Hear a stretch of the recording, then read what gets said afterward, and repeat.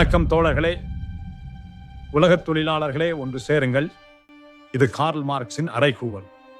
ஆனால் சாதியை ஒழிக்காமல் தொழிலாளர்கள் ஒன்று சேரவே மாட்டார்கள். இது அண்ணல் அம்பேத்கரின் எச்சரிக்கை. அனிஹிலேஷன் ஆஃப் கெஸ்ட் நூலில் அம்பேத்கர் தொடும் மிக முக்கியமான இந்த விவாதத்திற்குரிய பகுதி இதுதான். 1930களில் இந்தியாவில் சோசலிஸ்டுகளும் கம்யூனிஸ்டுகளும் வேகமாக வளர்ந்து கொண்டிருந்த காலம். பொருளாதார சமத்துவமே எல்லா பிரச்சனைகளுக்கும் தீர்வு என்று அவர்கள் நம்பினார்கள். ஆனால் அம்பேத்கர் அந்த நம்பிக்கையின் மீது ஒரு பெரிய கேள்வியை எழுப்புகிறார். இந்தியாவில் வர்க்க புரட்சி சாத்தியமா? சாதி என்ற அடித்தளத்தை தகர்க்காமல் சோசலிசம் என்ற மேற்கட்டுமானத்தை கட்ட முடியுமா? இடதுசாரிகள் அவசியம் படிக்க வேண்டிய, விவாதிக்க வேண்டிய அம்பேத்கரின் அந்த தத்துவார்த்த பார்வையை இந்த இரண்டாம் பாகத்தில் விரிவாக பார்ப்போம். சோசலிஸ்டுகளின் அடிப்படை வாதம் என்ன தெரியுமா? மனிதன் ஒரு பொருளாதார ஜீவி. அவனது எல்லா நடவடிக்கைகளுக்கும் காரணம் பொருளாதாரம்தான். சொத்துரிமைதான் அதிகாரத்தின் ஊற்றுக்கண். எனவே சொத்துரிமையை அழித்து சமத்துவத்தை கொண்டு வந்தால் சாதி தானாக அழிந்துவிடும். ஆனால் அம்பேத்கர் இதை இந்திய சூழலில் வைத்து மறுக்கிறார். அவர் கேட்பது இதுதான்: பொருளாதாரம் ஒன்று மட்டும்தான் மனிதனை ஆட்சி படைக்கிறதா? சமூக அந்தஸ்து மற்றும் மதம் ஆகியவை அதிகாரத்தை உருவாக்காதா? அம்பேத்கர் ஒரு எளிய உதாரணத்தை சொல்கிறார்.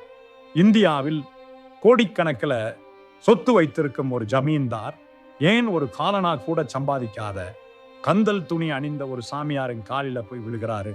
அங்கே அதிகாரம் யாரிடம் இருக்கிறது? பணக்காரனிடமா அல்லது பிச்சைக்காரனாக திரியும் சாமியாரிடமா?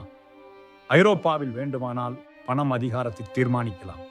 ஆனால் இந்தியாவில் மதம் மற்றும் சமூக அந்தஸ்து தான் அதிகாரத்தின் ஆணிவேர். ஒருவன் என்னதான் அறிவாளியாக இருந்தாலும் பணக்காரனாக இருந்தாலும் அவன் தலித் என்றான். சமூகம் அவனுக்கு தலைவன் அப்படின்ற அந்தஸ்தை கொடுப்பதில்லை.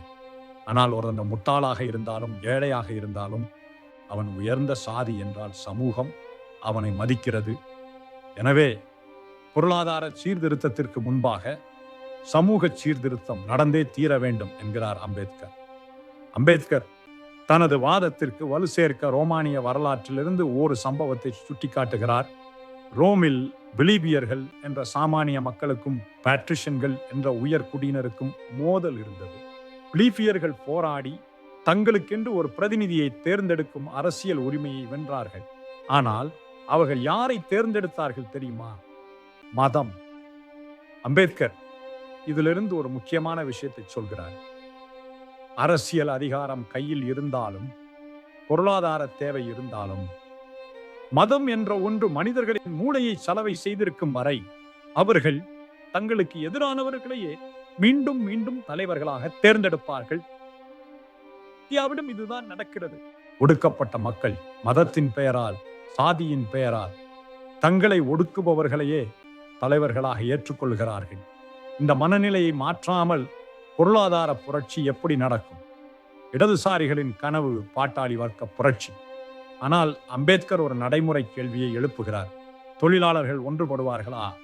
ஒருவேளை புரட்சி வெடித்தால் தோளோடு தோள் நின்று போராடுவார்களா? இந்தியாவில் ஒரு தொழிலாளி தன்னை தொழிலாளியாக உணர்வதற்கு முன்னாடி தன்னை ஒரு சாதிக்காரனாக உணர்கிறான். ஒரு தொழிற்சாலையில வேலை செய்யும் பிராமண தொழிலாளியும் தலித் தொழிலாளியும் ஒரே கூலிய வாங்கலாம். ஆனால் அந்த பிராமண தொழிலாளி தலித் தொழிலாளியை தன் தோழனாக ஏற்பானா? அவன் வீட்டில் போய் நீர் அருந்துவானா? அம்பேத்கர் சொல்கிறார், சாதி என்பது உழைப்பை பிரிப்பது மட்டுமல்ல, அது உழைப்பாளர்களை பிளவுபடுத்துவது. ஒற்றுமை இல்லாமல் புரட்சி வராது. சாதி இருக்கும் வரை ஒற்றுமை வராது. எனவே சாதியை ஒழிக்காமல் சோசலிசத்தை கொண்டு வர நினைப்பது மணலில் கோட்டை கட்டுவதற்கு சமம். அம்பேத்கர் சோசலிஸ்டுகளிடம் இறுதியாக ஒரு சவாலை விடுகிறார். தோழர்களே, நீங்கள் சமத்துவத்தை விரும்புகிறீர்கள் என்று சொல்கிறீர்கள். ஆனால் சாதி என்பது சமத்துவத்திற்கு எதிரானது என்று உங்களுக்கு தெரியும். ஒருவேளை உங்கள் புரட்சி வெற்றி பெற்று நீங்கள் ஆட்சியை கைப்பற்றினால் அந்த ஆட்சியிலே சாதி இருக்குமா? இருக்காதா? சாதி இருக்கும் அப்படின்னா அது சோசலிச ஆட்சி கிடையாது. சாதி இருக்காது என்றால் அதை ஒழிப்பதற்கான திட்டத்தை நீங்கள் ஏன் இன்னும் கையில் எடுக்கவில்லை? எனவே எந்த திசையிலே திரும்பினாலும் சாதி என்ற அரக்கன் உங்கள் பாதையை மறித்து நிற்பான். அந்த அரக்கனை கொல்லாமல் உங்களால் அரசியல் புரட்சியையோ பொருளாதார புரட்சியையோ நடத்த முடியாது என்று தீர்க்க தரிசனமாக சொல்லுகிறார் அம்பேத்கர். தோழர்களே, அம்பேத்கர் மார்க்சியத்தை எதிர்க்கவில்லை. இந்திய சூழலில் மார்க்சியம் வெற்றி பெற தடையாக இருப்பது எது என்பதை சுட்டிக்காட்டினார்.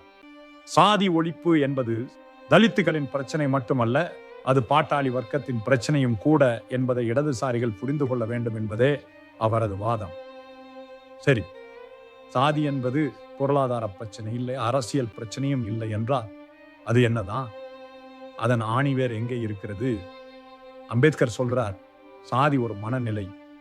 அந்த மனநிலையை உருவாக்குவது இந்து மதம். அப்படின்னா இந்து மதத்தை எப்படி சீர்திருத்துவது அல்லது அதை அழிக்க வேண்டுமா? ஆதிவாசிகளுக்கு இந்து மதம் செய்த துரோகம் என்ன? இதை அதிரடியான 3ஆம் பாகத்தில் பார்ப்போம்.